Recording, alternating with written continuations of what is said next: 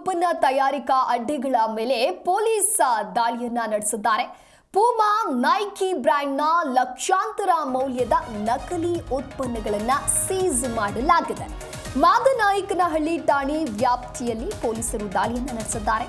ನಕಲಿ branded jeans ತಯಾರಿಕಾ ಅಡ್ಡೆಯ ಮೇಲೆ ಪೊಲೀಸರು ದಾಳಿಯನ್ನ ನಡೆಸಲಾಗಿದೆ. 30 ಲಕ್ಷಕ್ಕೂ ಅಧಿಕ ಮೌಲ್ಯದ ನಕಲಿ ಬ್ರ್ಯಾಂಡೆಡ್ ಜೀನ್ಸ್ ಅನ್ನು ಅವರಿಂದ ವಶಕ್ಕೆ ಪಡೆದುಕೊಳ್ಳಲಾಗಿದೆ. ಎಎ ಫ್ಯಾಷನ್ಸ್ ಹೆಸರಿನಲ್ಲಿ ಬ್ರ್ಯಾಂಡೆಡ್ ಜೀನ್ಸ್ ನಕಲಿ ತಯಾರು ಮಾಡಲಾಗ್ತಾ ಇತ್ತು. ಲೈಸೆನ್ಸ್ ಇಲ್ಲದೆ ಅಕ್ರಮವಾಗಿ ಬಟ್ಟೆಗಳ ನಕಲಿ ತಯಾರಿಕೆಯನ್ನ ಮಾಡಲಾಗ್ತಾ ಇತ್ತು. ಲೇವೀಸ್, ಪೋಲೋರಾಫ್ ಬ್ರ್ಯಾಂಡ್ ಜೀನ್ಸ್ ನಕಲು ತಯಾರಿಸಿ ಮಾರಾಟವನ್ನು ಮಾಡಲಾಗಿತ್ತು. ಮಾದನಾಯಕನಹಳ್ಳಿ ವ್ಯಾಪ್ತಿಯ ಬೈಲಕೋನೇನಹಳ್ಳಿಯಲ್ಲಿ ನಡೆದಿರ್ತಕ್ಕಂತಹ ಘಟನೆ ಇದು.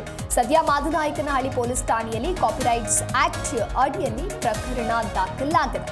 ಅಂದ್ರೆ 30 ಲಕ್ಷಕ್ಕೂ ಅಧಿಕ ಮೌಲ್ಯದ ನಕಲಿ ಬ್ರ್ಯಾಂಡೆಡ್ ಜೀನ್ಸ್ ಏನ್ ಇವರ ಬಳಿ ಇತ್ತು ಅದನ್ನ ಇದೀಗ ಪೊಲೀಸರು ವಶಕ್ಕೆ ಪಡೆದಿದ್ದಾರೆ ಅನ್ನೋದರ ಕುರಿತಂತೆ ಮಾಹಿತಿ ಲಭ್ಯವಾಗ್ತಾ ಇದೆ. ಅಂದ್ರೆ ನಕಲಿ ಉತ್ಪನ್ನ ತಯಾರಿಕಾ ಅಡ್ಡೆ ಅದು.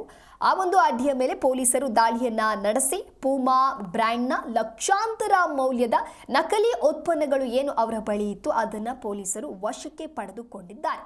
ಮಾದನಾಯಕನಹಳ್ಳಿ ಠಾಣೆ ವ್ಯಾಪ್ತಿಯಲ್ಲಿ ಪೊಲೀಸರು ದಾಳಿಯನ್ನ ನಡೆಸಿದ್ದಾರೆ. ನೀವು ಕೂಡ ದೃಶ್ಯಾವಳಿಯಲ್ಲಿ ಗಮನಿಸ್ತಾ ಇರಬಹುದು. ಅಂದ್ರೆ ಲೈಸೆನ್ಸ್ ಇಲ್ಲದೆ ಅಕ್ರಮವಾಗಿ ಬಟ್ಟೆಗಳ ನಕಲಿ ತಯಾರಿಕೆಯನ್ನ ಮಾಡಲಾಗ್ತಾ ಇತ್ತು. ದೃಶ್ಯಾವಳಿಯಲ್ಲಿ ನೀವು ಕೂಡ ಗಮನಿಸ್ತಾ ಇರಬಹುದು. ಆ ಜೀನ್ಸ್ ಪ್ಯಾಂಟ್ಗಳನ್ನ ಅಂದ್ರೆ ಬ್ರ್ಯಾಂಡೆಡ್ ಪ್ಯಾಂಟ್ಗಳನ್ನ ಈ ರೀತಿಯಾಗಿ ನಕಲಿಯಾಗಿ ಉತ್ಪನ್ನವನ್ನ ಏನು ಮಾಡಲಾಗ್ತಾ ಇತ್ತು ಅದನ್ನ ಇದೀಗ ಪೊಲೀಸರು ಸೀಸ್ ಮಾಡಿದ್ದಾರೆ. ಅಂದ್ರೆ ಪೊಲೀಸರು ದಾಳಿಯನ್ನ ನಡೆಸಿ ನಕಲಿ ಉತ್ಪನ್ನಗಳನ್ನ ಸೀಸ್ ಮಾಡಿದ್ದಾರೆ ಅನ್ನೋದು ಕೂಡ ಗೊತ್ತಾಗ್ತಾ ಇದೆ. ಎಎ ಫ್ಯಾಷನ್ಸ್ ಅಂತ ಹೇಳಿ ಹೆಸರನ್ನ ಇಟ್ಕೊಂಡು ಬ್ರ್ಯಾಂಡೆಡ್ ಜೀನ್ಸ್ ಅನ್ನ ಇಲ್ಲಿ ಬ್ರ್ಯಾಂಡೆಡ್ ಜೀನ್ಸ್ ನ ನಕಲಿ ತಯಾರನ್ನ ಮಾಡಲಾಗ್ತಾ ಇತ್ತು. ಅಂದ್ರೆ ಯಾವುದೇ ರೀತಿಯಾಗಿ ಲೈಸೆನ್ಸ್ ಅನ್ನ ಇಟ್ಕೊಂಡಿರ್ಲಿಲ್ಲ. ವಿತೌಟ್ ಲೈಸೆನ್ಸ್ ಈ ರೀತಿಯಾಗಿ ಮಾಡ್ತಾ ಇದ್ರು. ಅಂದ್ರೆ ಬಟ್ಟೆಗಳ ನಕಲಿ ತಯಾರಿಕೆಯಲ್ಲಿ ಇವರು ತೊಡಗಿಕೊಂಡಿದ್ರು. ಮಾದನಾಯಕನಹಳ್ಳಿ ವ್ಯಾಪ್ತಿಯ ಬೈಲಕೋನೇನಹಳ್ಳಿಯಲ್ಲಿ ನಡೆದಿರ್ತಕ್ಕಂತಹ ಘಟನೆ ಇದು.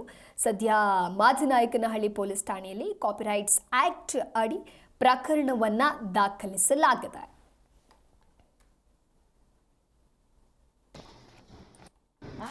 ಯಾರ್ದಿದು?